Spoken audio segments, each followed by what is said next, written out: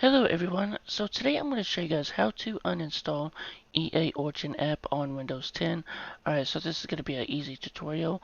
So let's go on over to our computer and show you guys how to uninstall this app. So here we are onto my computer. Just so you know, go to the start button and then type in control panel. Okay, and then go to uninstall a program. Alright, so it's pretty simple. All you have to do is just scroll down until you see it. There's like a lot of stuff onto my computer. Alright, so there it is. I found it. It says Origin, so go ahead and right click it and then uninstall and then hit yes once you get the pop up.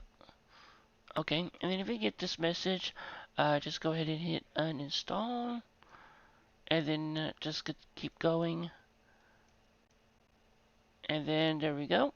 And then you should be good to go on how to uninstall EA Origin app, so that way you can download the new EA app here too as well. Alright, so this is going to take some time, and I'll get back to you guys in just a moment. As you can see, it is finished, so all you have to do is just click finish, and then you should be good to go. So let's go ahead and check again to our deal here. Make sure that is off the computer. So I'm going to scroll down a little bit here. Let's see here.